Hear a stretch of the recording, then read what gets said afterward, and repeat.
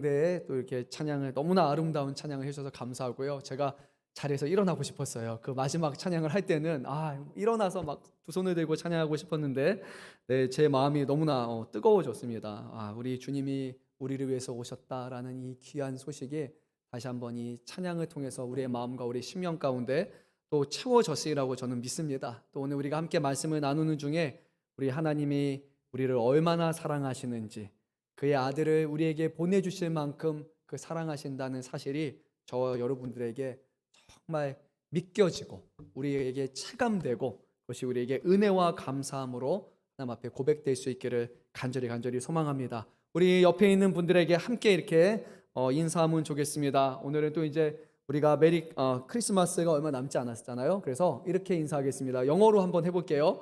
메리 크리스마스. 우리 한번 해보겠습니다. 메리 크리스마스. 네, 메리 크리스마스. 네. 1년에 한두 번 정도는 영어 해도 괜찮습니다. 오늘 메리 크리스마스입니다. 기쁘다 우리 구주 오셨습니다. 네. 오늘 우리에게 주시는 말씀을 함께 나누고자 합니다. 한 해를 놓고 볼 때 우리 교회에 이제 여러 가지 절기가 있어요. 이제 그 중에 몇 가지 정도가 더 이제 의미가 있는 절기 같습니다. 제가 중요도 순이 아니라 시간의 순서로 한번 해보면은 세 가지 정도가 정말 우리 교회에 있어서 큰 절기인 것 같아요.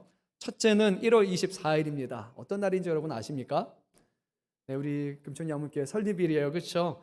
그래서 벌써 43번째 저희가 설립 예배를 드렸고, 이제 2025년이 되면 44살이 됩니다.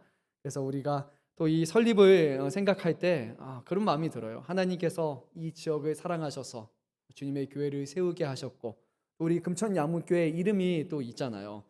그 이름처럼 양문, 양의 문이 되어서 많은 사람들로 하여금 우리 주 예수 그리스도께로 인도하는 그 귀한 사역을 우리가 해왔잖아요. 벌써 43년 동안 해왔는데 정말 하나님께 은혜다, 또 하나님께 감사하다라는 말밖에 할 것이 없는 것 같아요.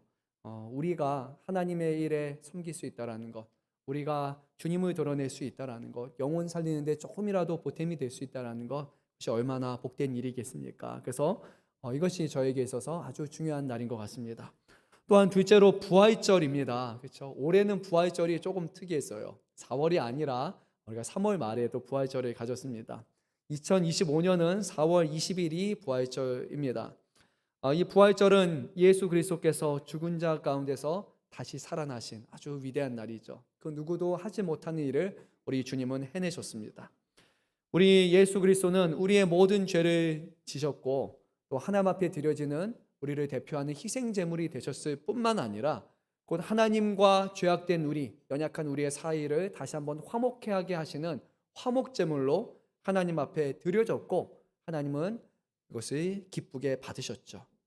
그리고 하나님께서는 우리의 모든 죄를 대신 지시는 예수 그리스도를 다시 한번 살리심으로 말미암아 이제 예수를 믿는 모든 사람들, 예수님을 쫓아가는 모든 사람들에게도 바로 이러한 부활의 영광이 있다는 것을 우리에게 가르쳐 주셨어요. 예수님은 부활의 첫 열매이고 우리는 그 열매를 붙들고 쫓아가는 다음 열매가 된 것이죠. 그리고 나서 세 번째는 무엇일까요, 여러분? 네, 그렇죠. 크리스마스죠. 성탄이죠. 앞에는 좀 빌드업이었던 것 같아요. 그래서 오늘 세 번째는 바로 이 성탄절입니다. 얼마나 놀라운 일입니까? 하나님의 아들이 이 땅에 우리와 같은 육신을 입고 탄생하셨다. 여러분 믿으십니까? 네, 5분 감사합니다. 네, 우리가 안 믿으면 누가 믿겠습니까? 네, 다시 한번 묻겠습니다. 여러분 믿으십니까? 아멘. 그래요. 그렇죠. 예수님이 우리와 같은 육신을 입고 이 땅에 오셨다는 거예요. 이해할 수 없죠. 받아들일 수 없어요. 우리의 지식으로, 우리의 이성으로는 결코 받아들일 수 없는 그 이해할 수 없는 불가사의 같은 이들이 우리에게 이루어졌어요. 하나님의 아들이 이 땅에 오셨다라는 겁니다. 우리 사람들도 매년마다 우리의 생일을 기념하죠. 우리가 생명을 입고 이 세상에 태어났다는 것. 그래서 그날이 되면 우리 모두 선물을 받고 싶어하고, 사람들이 촛불도 불어주고 식사도 같이 하고 이런 거 너무 기대하잖아요. 근데 우리의 생일을 기념할 때 저는 개인적으로 그런 생각을 좀 많이 합니다. 내가 이 한 해를 이제 마무리하면서, 꼭 마무리는 아니지만 내 생일을 맞이할 때 내가 여기 어떻게 왔는가 생각하면 먼저는 하나님께서 생명을 주셨기 때문이고, 그리고 우리 부모님들의 헌신과 수고로 인해서 내가 지금 생일을 맞게 했으니까 너무 감사하고, 뿐만 아니라 제가 이 생일을 맞이하게 될까지 주변에 얼마나 많은 사람들이 기도해 주시고 얼마나 많은 사람들이 저를 도와주시고 사랑을 베풀어 주셔서 제가 생일을 맞이한 거잖아요. 그래서 생일을 맞이할 때마다 정말로 하나님 앞에 감사하고 또 많은 분들에게 감사하다는 생각이 듭니다. 제 혼자 된 것이 아니라 저는 아무것도 할 수 없었는데 제가 태어나고 살아있게 해준 것은 다 우리 모든 하나님과 또 우리 부모님과 우리 주변 분들, 특별히 우리 성도님들의 저는 덕이라고 그렇게 생각을 합니다. 근데 그날은 물론 이제 제 생일이기 때문에 제가 또 주인공이고, 그리고 많은 사람들에게 또 이렇게 축하를 받는 그런 날이에요. 근데 우리 예수님을 생각해 보면 우리의 생일과는 분명히 좀 다른 것 같습니다. 예수님의 탄생은 자기 자신을 위한 날이 아니라 바로 우리를 위한 탄생이라는 것을 우리는 반드시 기억해야 됩니다. 예수님은 이미 하늘의 영광 중에 거하셨고 그곳에서 많은 천군 천사들의 찬양을 받는 그 분이셨지만, 그 주님이 우리를 사랑하시기 때문에 우리를 위해서 이 땅에 오셨다는 거예요. 주님이 우리를 위해서 이 땅에 오시지 않으셨다면 어땠을까? 우리는 예수님을, 하나님을 알 수도 없거니와 우리는 구원을 받을 기회조차 없었을 것입니다. 근데 오가는 소식을 들어보면 이 성탄의 의미가 많이 퇴색되어 가고 있는 것 같습니다. 어제 이제 결혼식으로 해가지고 제가 이제 대전을 가게 됐어요. 근데 결혼식장 갔다가 거기 옆에 모모 아울렛이 있어서 갔더니 사람이요 정말 많습니다. 정말 많아요. 그 안에는 사람들이 가득 찬 것 같아요. 그리고 또 이제 나중에 역에 가서 대전에 아주 유명한 빵집이 하나가 있는데 거기는 너무 유명해서 가지 못하고 이제 역에 있는 분점을 갔는데 세상 웬걸 제가 놀랬습니다. 2층인데 그 3층에서부터 줄이 서가지고 막 이렇게 해서 기다리는데, 나중에 제가 한 6시쯤 가서 하려고 하니까 포기했어요. 30분으로 안 될 정도의 줄이 지금 이미 서 있어가지고 사람들이 다 하나하나 가져가는 게 뭐냐? 케이크를 가져갑니다. 그런 생각이 들었어요. 과연 이 케이크는 누구를 기념하는 케이크일까? 누구를 감사하는 케이크일까? 아마 예수님은 아닐 것 같아요. 대부분의 분들은 가족과 함께 보내면서 서로를 축하하는 그런 시간으로 이 성탄절이, 예수님의 탄생이 많이 바뀌어 버린 게 아닌가 생각해 봅니다. 그래서 우리만은 조금 달라졌으면 좋겠어요. 그래서 여러분들도 가족 가운데도 케이크 준비하시는 분들도 있을 거고, 또 이때 뭐 여러 가지 선물을 준비하는 분도 있겠지만, 그 모든 것의 목적이 하나님께 영광이 되는 것, 또 하나님 앞에 감사가 되는 것이 되었으면 좋겠습니다. 케이크를 준비하는 것도 하나님이 우리에게 생명이 주셨고 그 아들을 내어주셨다는 것에 감사여서 그것을 서로에게 나눌 수 있었으면 좋겠고요. 저는 오늘 아침에 이제 일어나서 오늘 준비하면서 그런 생각이 들었어요. 케이크를 거기에서 여러분 성심당에서 사지 못했으니까 이번에는 케이크를 한번 만들어 볼까 하는 생각이 제가 오늘 아침에 문득 들었어요. 그래서 저희 사모님 지금 놀래고 있어요. 그래서 그거 먹을 생각하니까 내일 내일 모레 준비해 가지고 케이크도 한번 만들어 보고 또 가족분들하고 쿠키도 한번 만들어 보고, 그리고 이거를 주변 분들에게 좀 한번 나눠 보면 어떨까 생각이 들었습니다. 위험을 무릅쓰고 한번 먹어보고 싶겠다 하시는 분들이 있으면은 얘기해 주시면은 제가 한번 여러분의 첫 타자로 제가 준비해 드리도록 하겠습니다. 우리 교회 안에, 우리 사랑하는 성도 여러분들 안에 정말로 하나님이 그의 아들을 보내셨고 그분이 우리에게 생명 주셨다라는 이 성탄의 기쁨이 다시 한번 회복이 되었으면 좋겠습니다. 밖에 가서도 사람들에게 성탄절입니다, 예수님이 탄생하셨습니다, 그렇게 전했으면 좋겠고, 여러분의 가족에게도 이런 것을 전했으면 좋겠습니다. 우리 교회적으로도요. 그래서 한 2년 전부터 제가 그런 마음을 하나님이 주셨어요. 이 성탄절에 바로 전날이 여러분 무슨 날인지 아십니까? 그렇죠. 영어로는 크리스마스 이브라고 그렇게 얘기를 합니다. 바로 전날이고 이게 전야제라고 합니다. 그래서 예수님이 오신, 예수님의 탄생을 우리가 준비하는 그런 시간이에요. 그래서 이번에는 예년하고 좀 달리 이번부터 해서 우리가 24일 날 저녁에 같이 모여가지고 부서들이 준비한 것들 통해서 찬양도 하고 선곡도 같이 하고 정말 같이 떡이라도 또 같이 나누면서 주님이 오셨다는 게 얼마나 큰 것인지 우리가 좀 준비하고 같이 축하했으면 좋겠다라는 그런 마음을 가졌습니다.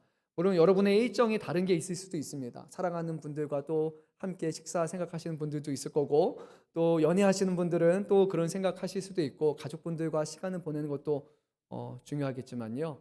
그런데 이 날은 다른 무엇보다 우리 주님을 기억하고 우리 주님께 감사하는 날이기 때문에, 그래서 여러분들께도 말씀드립니다. 우리가 여기 옆에 보게 되면 성탄 축하 전야제 해서 이렇게 있습니다. 회사에서 늦게 끝나시는 분들도 있을 거예요. 그래도요, 여러분 주님을 기억하는 날이니까 우리 같이 오셨으면 좋겠고요. 올해는 그래도 교육부서 중심으로 일들이 많이 이루어지게 되지만, 내년에 우리가 좀 더 같이 준비해서 어떤 교육부서만을 위한 행사, 몇몇만을 위한 행사가 아니라 모든 우리 부서들이, 우리 성도님들이, 장년부들 다 같이 참여해가지고 우리 주님의 탄생을 같이 기리는 그런 축하 예배가 됐으면 좋겠다라는 그런 마음을 갖습니다. 또 우리 또 칸타타가 있습니다. 그냥 듣는 사람이 되지 마시고요. 칸타타로 또 하나님 앞에 찬양할 때 우리가 같이 마음으로 화답하여서 하나님 앞에 올려드리는 그런 찬양 칸타타 또 우리 하면 좋을 것 같습니다. 자, 오늘은요 우리가 앞에 서론이 길었고요, 예수님의 거룩하신 탄생에 앞서서 그 예수님의 탄생의 의미를 우리가 다시 한번 되짚어보는 시간을 갖고자 합니다. 오늘 말씀의 시작은 예수 그리스도께서 탄생하시던 날 그 밤에 베들레헴 지역의 목자들이 밖에서 자기의 양떼들을 지키고 있었고, 그리고 갑자기 그곳에 호련히 하나님께서 보내신 천사가 이들 무리에게 임해서 하나님의 아들인 예수 그리스도가 탄생하셨다라는 그런 기쁜 소식을 전하는 것으로 시작이 됩니다. 근데 말씀을 묵상할 때 드는 생각은 왜 목자들일까라는 그런 생각을 저는 제일 먼저 해보게 됩니다. 근데 이 목자들일까라고 할 때 먼저 우리가 생각해야 될 것은 뭐냐면요, 목자들이 특별한 사람은 아니라는 것입니다. 실제로 1세기 당시에 목자들에 대해서 그런 여러 가지 사료들을 한번 참고해 보면, 이 목자들은 자신의 직업적인 특성으로 인해서 하나님을 잘 예배할 수 없는 사람들이었습니다. 특별히 이 당시에 유대인들이 아주 중요하게 여겼던 것이 하나가 있는데, 바로 율법을 잘 지키는 것이었고, 그 율법 안에서도 의식법이라고 해서 정함과 부정함, 정결함에 대한 것을 아주 중요하게 여겼어요. 식사하기 전에 손을 씻는 것도 이 정결 예식에 들어가고, 무엇을 먹고 무엇을 먹으면 안 되는지도 여기에 들어가고, 또 부정한 것, 더러운 것, 심지어는 죽은 사체 이런 것을 만지는 것, 피를 만지는 것들은 부정하게 여겼기 때문에 해서는 안 되는 일이었습니다. 근데 목자들은 자신의 직업적인 특성으로 인해서 이 의식범을 거의 지킬 수 없는 그런 사람들이었어요. 목자들이 주로 잠자는 곳을 보게 되면 집이 아니라 들판입니다. 들판에서 생활하다 보니까 몸과 옷이 아주 자주 더러워지는 것이 일반적이었고, 그리고 양들이 때로는 죽기도 하다 보니까 그런 시체들 그리고 부정한 동물들과 접촉하는 것이 아주 잦았습니다. 그렇게 보면 그들은 정결 예식을 지킬 수 없는 그런 사람들입니다. 뿐만 아니라 정기적으로 이렇게 저와 여러분처럼 예배드리는 것도 힘든 사람이었어요. 목자들은 양떼를 돌보기 위해서 한 곳에 머무르는 것이 아니라 계속해서 들판에서 생활하고 양들의 안전과 먹이를 위해서 끊임없이 이동해야 되는 사람들이었기 때문에 오늘 금천 양문교회 또 예배하러 가야겠다, 오늘 또 성전에 예배하러 가야겠다, 이렇게 정기적으로 예배할 수 없는 그런 사람들이 바로 이 목자들입니다. 그래서 이 목자들이 율법을 잘 지키지 못하다 보니까 이들에 대한 부정적인 인식이 아주 많았고요. 그리고 일부 문헌에 따르면 목자들은 거짓말쟁이 그리고 도둑질하는 것으로 이렇게 사람들이 선입견을 갖고 있었다고 합니다. 그래서 하지 못하는 것이 하나가 있었습니다. 일반적으로 유대인 남성은 법정에 증인으로 설 수 있었는데요, 목자들은 증인으로 인정이 되지 않았어요. 그럴 만큼 이 목자들에 대한 인식이, 사회적인 부정적인 인식이 아주 팽배했음을 알 수 있습니다. 그래서 그렇게 생각해 보면 천사가 증인으로서의 역할을 할 수 없는 목자들, 하나님 앞에 온전히 예배드리고 그 율법을 늘 지키며 살아갈 수 없는 이런 목자들에게 나타났다라는 것. 특별히 오늘 말씀을 보게 되면 이들은 양을 정말로 돌보고 있는 진짜 목자들이잖아요. 찐 목자들, 그들에게 나타났다는 것은 상당히 놀라운 일입니다. 하나님의 천사가 거룩한 사람, 하나님의 천사가 위대한 사람, 신실한 사람, 예수 잘 믿는 사람, 믿음이 충만한 사람에게 나타났다면 우리가 당연하지라고 납득할 수 있을 거예요. 그런데 목자들, 그들의 말을 우리가 어떻게 믿을 수 있어요? 라고 의심할 수밖에 없는 그 목자들에게 나타났다라는 것은요, 하나님의 구원이, 또 예수님에 대한 복음이 대단한 사람, 위대한 사람만이 아니라 결국 차별 없이 모든 사람에게 주시는 하나님의 은혜라는 것을 우리가 잘 알 수 있습니다. 근데 오늘 말씀을 보면 더 놀라운 사실이 한 가지가 있습니다. 주의 천사는 저 멀리에서 내가 천사다, 너희는 내 말을 잘 들어라 라고 이렇게 목자들을 부른 것이 아니라 오늘 말씀을 보니까 목자들 곁에 있었다라고 성경은 그렇게 말씀을 합니다. 이 천사들은 하나님의 사자로서 하나님의 뜻을 전하는 아주 특별한 존재입니다. 그리고 천사들이 이 땅에 임하게 될 때 그 천사를 볼 때 사람들이 갖고 있는 일반적인 반응은 두려워 떠는 것이에요. 그래서 누가복음 1장을 보게 되면 마리아가 주님이 보내신 천사를 만날 때도 천사가 이렇게 말했습니다. 두려워하지 말라. 그리고 오늘 말씀에 보게 돼도 목자들에게 나타난 다음에 천사가 제일 먼저 했던 말은 두려워하지 말라였어요. 하나님의 천사는 그 존재 자체로도 우리에게 두려움을 불러일으킬 만한 아주 특별한 그런 존재예요. 근데 오늘 말씀 보니까 조용히 나타난 것도 아니고 나타날 때 하나님의 영광의 빛이 그들을 두르게 됩니다.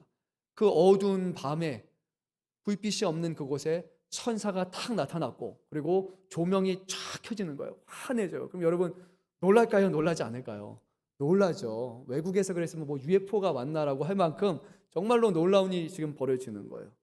네, 하나님께서 이 천사들을 보내시고 그들에게 두렵게 하는 존재가 아니라 오히려 이어지는 말씀을 보게 되면 기쁜 소식의 말씀을 전해 주십니다. 천사가 사회적으로 인정받지 못했던 목자들 곁에 서 있다는 것은 말씀드린 것처럼 하나님께서 이 복음을 전할 때 있어서 사람에게 차별을 두지 않았다는 것을 우리에게 분명히 말씀하고 있고요. 이 땅에 오신 예수님께서도 그의 사역 내내 예수님은 차별 없는 복음을 전하셨음을 우리가 잘 알고 있습니다. 오늘 말씀에서 예수님이 우리 천사가 목자와 곁에 있었다라는 그 표현은요, 이 누가복음에서 한 3번 정도 더 동일한 단어가 사용이 됩니다. 누가복음 4장 39절 말씀을 보면 예수님께서 그의 사랑하는 제자 중 한 사람인 베드로의 장모의 열병을 고치는 그 순간에 예수님은 병들어 누워있는 그 연약한 여인에게 직접 가까이 가셔서 그 옆에 서 계시며 그의 병을 고쳐주셨어요. 그가 병자라고 해서 그가 여인이라고 해서 멀리 떨어져서 주님이 고치신 것이 아니라 상종하지 않으신 것이 아니라 누워있는 자 연약한 자에게 다가가셔서 그 곁에 서시며 그를 치유하셨다는 거예요. 뿐만 아니라 누가복음 10장 40절 말씀을 보면 우리가 잘 아는 이야기가 기록되어 있습니다. 예수님을 사랑하고 예수님을 섬겼던 믿음의 가정이 있는데 바로 마르다 마리아 가정입니다. 어느 날 마르다가 예수님을 자신의 집으로 초대를 합니다. 근데 이 마르다의 마음이 너무나 분주했어요. 예수님을 잘 섬겨야 되는데 너무 잘 섬기려다 보니까 마음이 분주했고 일손이 부족한 겁니다. 근데 딱 보니까 자신을 도와줘야 되는 자신의 동생인 마리아가 주방에서 같이 돕지 않고 뭐 하고 있었습니까? 예수님의 발치에 앉아서 예수님의 가르침만 듣고 있는 거예요. 그러니까 이 마르다가 아마도 인간적인 마음을 품고 여기서 이렇게 차오르는 어떤 분노와 불편함을 느꼈어요. 근데 말씀을 보면 마리아에게 가서 얘기하지 않아요. 마리아, 너 왜 지금 거기 있어? 와서 나를 도와줘. 그렇게 얘기하지 않고 누구에게 말합니까? 예수님께 가서 말해요. 예수님, 내 동생 마리아에게 얘기해서 좀 도와주게 하십시오. 좀 이해가 되지 않는 그런 말을 해요. 그런데 이 시대의 상을 생각해 보면 해서는 안 되는 말이에요. 왜냐하면 자신이 지금 사람을 초대해 놓고 초대해 준 사람을 불편하게 하는 말이기 때문이에요. 초대받은 사람들을 환대하고 기쁘고 섬기게 하는 것이 그 목적이 되어야 되는데 마르다는 지금 예수님의 마음을 불편하게 한단 말이에요. 그에게 가서 얘기도 해줘요. 그리고 그 은근슬쩍 나는 열심히 일하고 있잖아요 라고 자기 자신을 드러내는 그런 표현이었어요.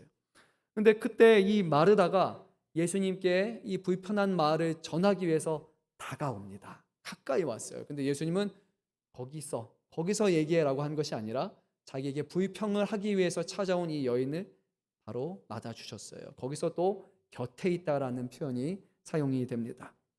뿐만 아니라 누가복음 20장 1절 말씀에서는 예수님을 죽이려고 했던 사람들이 있습니다. 대제사장들과 서기관들과 장로들이 예수님을 모함하고 예수님을 죽이기 위해서 다시 가까이 다가옵니다. 근데 예수님은 자신의 원수라 할 수 있는 이들이 다가온 것을 결코 막지 않으셨어요. 주님은요, 그 누구도 자신에게 다가온 것을 가로막지 않으셨습니다. 예수님의 제자들이, 어린 아이들이 예수님께 다가가 축복을 비는 것을 막으려 하자 주님은 천국은 이와 같은 자들의 것이라고 말씀하시면서 어린 아이들이 내게로 온 것을 가로막지 말라라고 하셨습니다. 우리 주님은 그 사람이 어떤 사람이든지, 목자이든지 아니면 대단한 사람이든지 아니면 자신을 미워하는 사람이든지 자신에게 불평을 하는 사람이든지 그 누구도 막지 아니하시고 늘 그들과 함께 하시는 그런 구원의 소식이시고 우리 모두를 향한 기쁜 소식임을 성경은 우리에게 분명히 전하고 있습니다. 그러니까요, 주님께 다가가지 못할 사람도 없고 모든 세상의 사람들은 주님과 함께 있는 것을 우리의 삶의 목표로 삼아야 될 것입니다. 오늘 천사는 예수님의 탄생을 전하는 이 순간 바로 부정한 목자들 곁에 다가가서 이 복된 소식을 전했습니다. 사랑하는 성도 여러분, 이 소식은요, 저와 여러분만을 향한 소식이 아닙니다. 우리 예수 믿는 사람들에게만 주시는 구원과 기쁨의 소식이 아닙니다. 하나님을 믿지 않는 사람들 뿐만 아니라 하나님이 없다고 말하는 사람들, 하나님에 대해서 부정하는 사람들에게도 반드시 전파되어야 될 그런 복된 소식이라는 것을 기억하시기 바랍니다. 사랑하는 성도 여러분, 그런데 우리는요, 얼마나 이 복된 소식을 전하고 있습니까? 우리끼리만 모여서 드리는 그런 성탄절이 아니라 우리 주변에 있는 사람들에게 전하기에 힘쓰는 사람이 되어야 되는데 때로는 우리는 그것을 잘 전하지 못하는 것 같습니다. 그래서 이번에는 우리 자신을 조금 더 도전했으면 좋겠어요. 여러분 주변에 있는 분들을 이끌고 오십시오. 우리 성탄 감사 예배로 또 칸타타로 같이 하나님 앞에 영광을 돌리는 그 시간에 그동안 나오라고 하지 못했던 분들 같이 인도해서 그들에게도 예수님이 필요하고 예수님의 복된 소식을 들어야만 한다라는 그런 마음을 가지고 여러분 전하기에 힘쓰시기를 간절히 소망합니다. 우리 한번 이어지는 말씀을 보도록 하겠습니다. 10절 말씀 한 목소리로 읽습니다. 천사가 이르되 무서워하지 말라. 보라, 내가 온 백성에게 미칠 큰 기쁨의 좋은 소식을 전에게 전하노라. 아멘. 그럼 천사가 무슨 말을 하기 위해서 그 하늘에서 이 땅까지 한밤중에 목자들에게 찾아갔습니까? 제일 먼저 했던 말은 무서워하지 말라라는 것이었고 그 다음에 전했던 소식은 내가 온 백성에게 미칠 큰 기쁨의 좋은 소식을 너에게 전하노라 라고 말씀을 합니다. 천사는 두려움의 소식이 아니라 큰 기쁨의 아주 좋은 소식을 내가 전한다고 얘기했고 이것이 그들이 온 목적이었습니다. 근데 그것이 역시나 온 백성을 위한 것이라고 천사는 분명히 우리에게 말씀했습니다. 온 백성은 제일 먼저는 언약 백성인 이스라엘을 가리키지만 이제는 예수 그리스도 안에서 거듭난 모든 사람뿐만 아니라 하나님을 알지 못하는 사람들에게조차도 예수님이 하나님의 아들이 이 땅에 오셨다라는 소식은요 가장 큰 기쁨의 소식이에요. 왜냐? 하나님이 하늘에만 계신 분이 아니라 우리와 함께 하시는 임마누엘 하나님이시라는 것을 보여주는 사건이기 때문이에요. 그런데 여기서 백성은 특별한 사람만이 아니라 우리 모두를 가리킵니다. 가령 빈부격차, 어떤 사회적인 지위할 것 없이, 남녀노소 할 것 없이, 왕족이나 귀족이나 종교 지도자들이나 서기관들이나 또는 세리와 같은 사람들이나 창녀와 같은 사람들이나 노예 같은 사람들이나 할 것 없이 이것은 온 백성을 위한 하나님의 기쁜 소식이라고 말씀합니다. 그래서 이 땅에 오신 예수님은 그의 삶을 통해 이것을 보여주셨어요. 예수님은 어부들을 자신의 제자로 삼으셨습니다. 세리에게 다가가셨습니다. 그리고 창녀들을 다가가셨습니다. 그들의 친구가 되셨어요. 어린아이들, 사마리아 여인, 백부장이라 부르는 이방의 사람들조차도 심지어 병자, 아니 죽은 자, 부정하다고 여겨지는 죽은 자에게도 다가가셔서 그를 살리시는 것을 통해서 예수님을 진심으로 하나님이 우리에게 보내신 큰 기쁨의 복된 소식이라는 것을 그의 모든 삶 가운데 그것을 증거하셨습니다. 그래서 오늘 우리는요 다시 한번 그 소식을 전해야 되는 사람이 되고 그에 앞서서 우리 모두가 정말로 내가 성탄의 기쁨이 있는가? 우리 예수님이 나에게 오셨다는 것을 내가 얼마나 기대하고 또 이것을 감격하고 있는가? 우리 자신의 모습을 한번 돌아봐야 될 것입니다.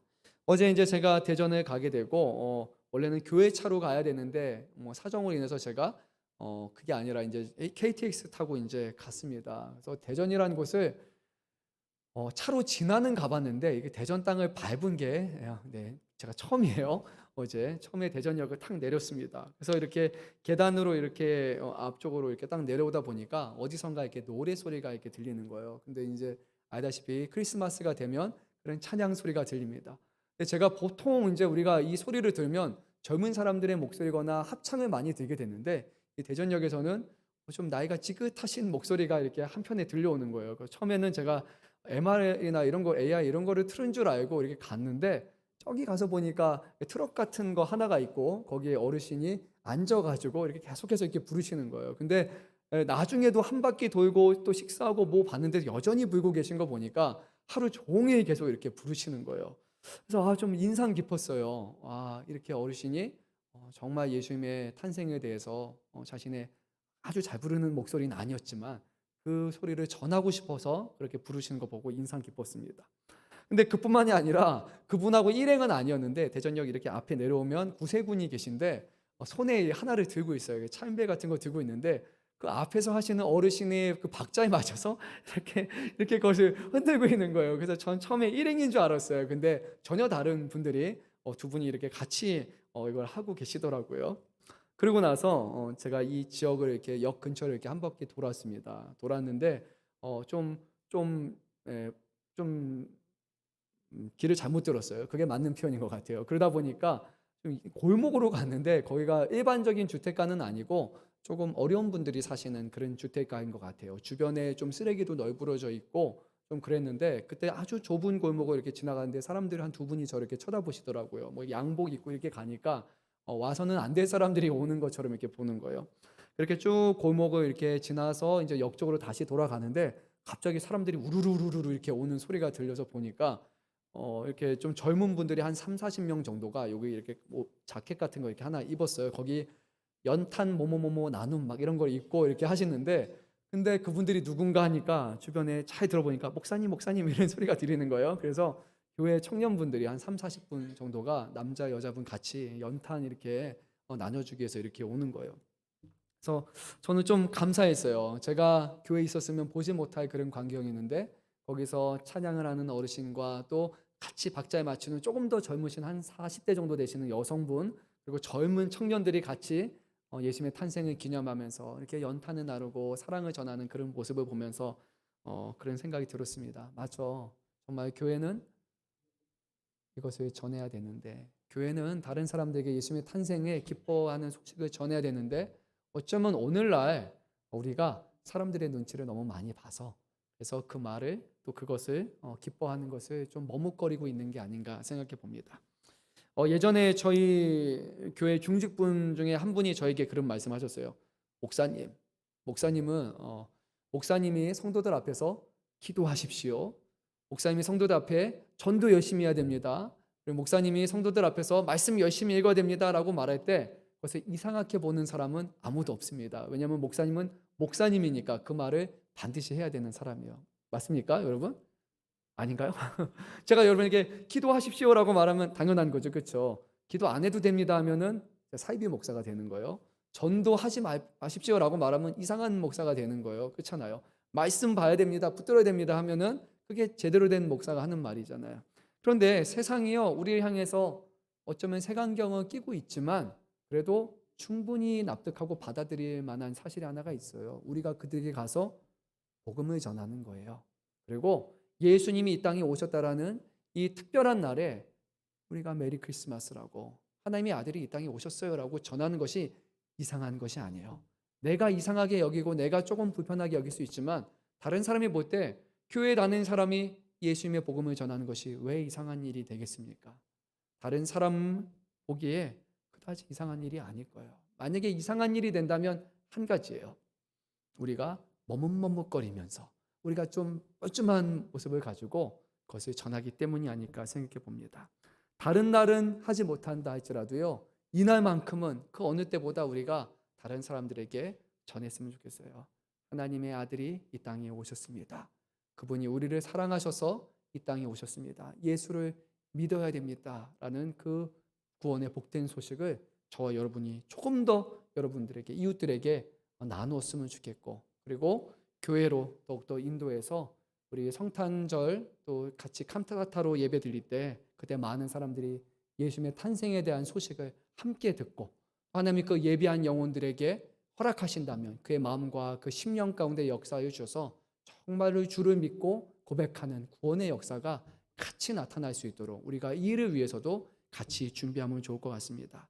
어떤 찬양대만 준비하는 것이 아니라 이것은 모든 교회가 이 날을 다 같이 준비해야 되는 거예요. 기도와 우리는 복음을 전함으로써 주님의 복된 소식에 참여한 자가 되어야 됩니다.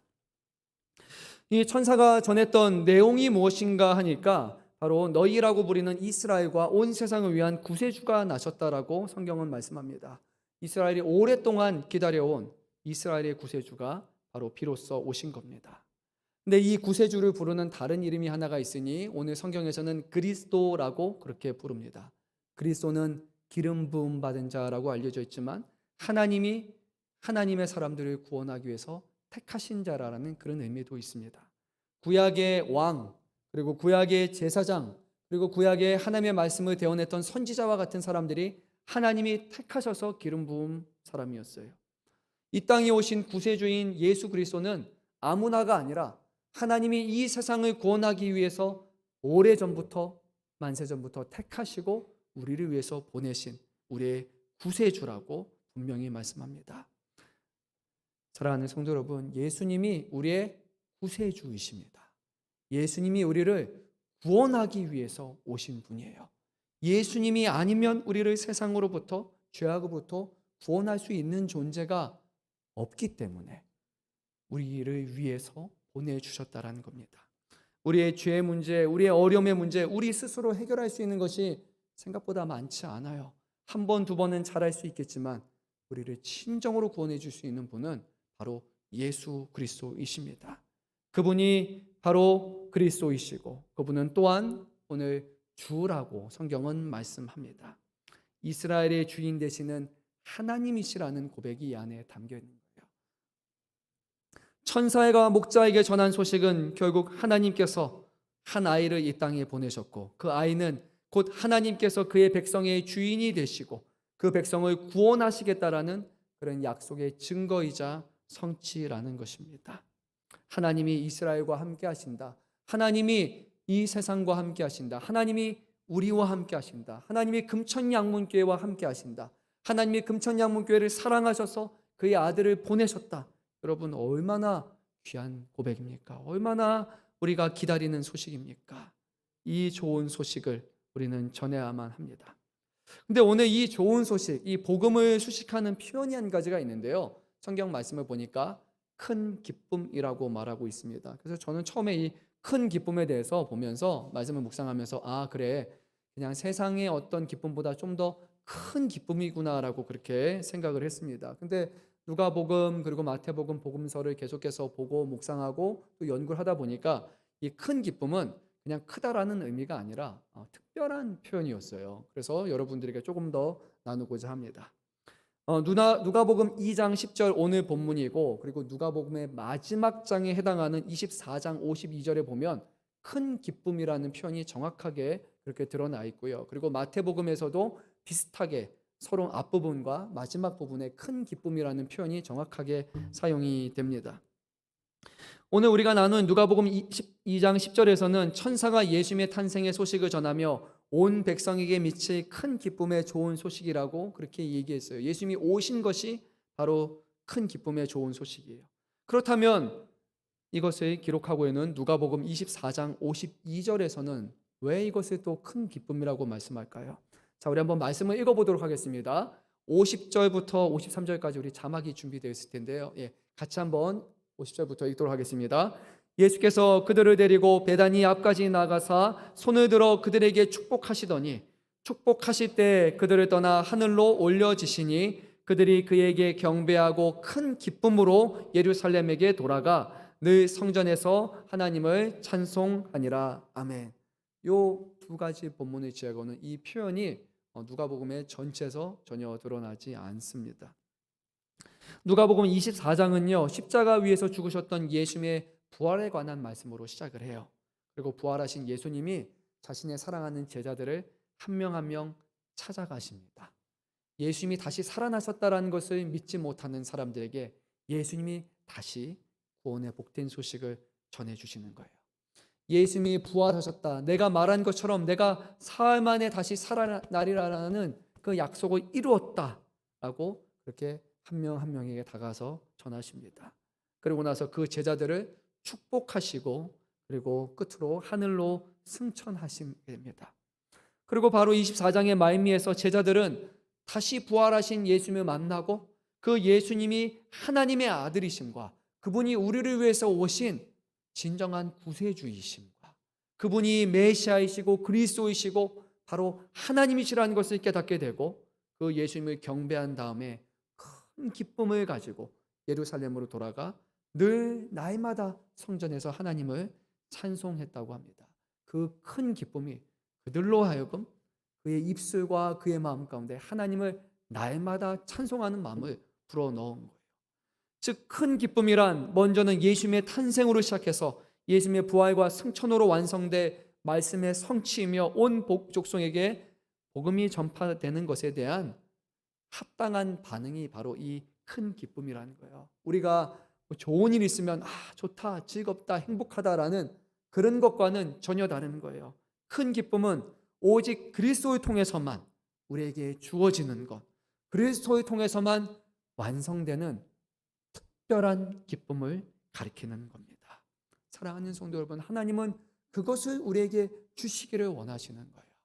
그냥 세상에서 조금 잘 사는 것, 세상에서 좀 기뻐하는 것, 즐거운 일이 있는 그런 삶이 아니라 세상 그 누구도 줄 수 없는 유일한 기쁨, 유일한 소망을 우리에게 주시기 위해서 하나님의 천사를 이 땅에 보내주셨다는 겁니다.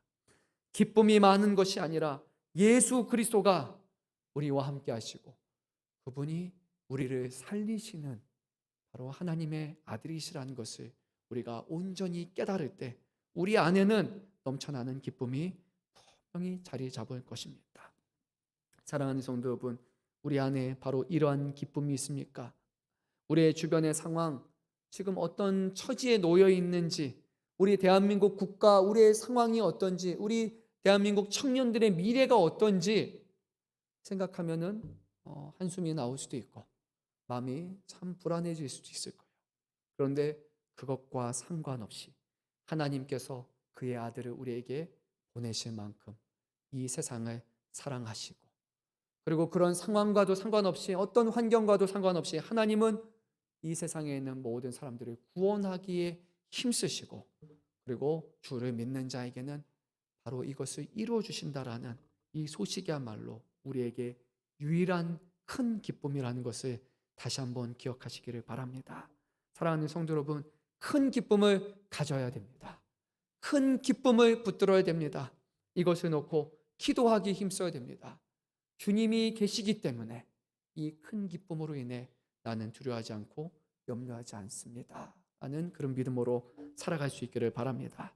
이제 천사가 목자에게 소식을 끝마쳤습니다. 그리고 예수님에 대한 표적으로서 강보에 쌓여 구유에 누워있는 특별한 아이를 보게 될 것이라고 전합니다.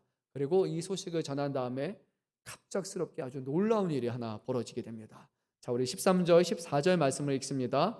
호련히 수많은 천군이 그 천사와 함께 하나님을 찬송하여 이르되 지극히 높은 곳에서는 하나님께 영광이요 땅에서는 하나님이 기뻐하시는 사람들 중에 평화로다 하니라. 아멘. 제가 한번 상상해 보니까요, 목자가 이쯤 되면 기절하지 않았을까 그렇게 생각이 듭니다. 앞서서 천사 한 명이 나오면서 두려워하지 말라라고 했었는데 지금 보니까 천군 천사가 갑자기 호련히 나타나기 시작한 거예요. 조명도 지금 벌써 막 화려합니다. 네, 천군 천사가 그 자리에 나타날 수밖에 없었어요. 왜냐? 하나님을 찬송하는 자리였기 때문이에요. 하나님의 아들이 얼마나 위대하신지, 그 아들을 보내신 하나님의 뜻이 얼마나 위대하신지 천사들은 이렇게 고백을 합니다. 지극히 높은 곳에서는 하나님께 영광이다.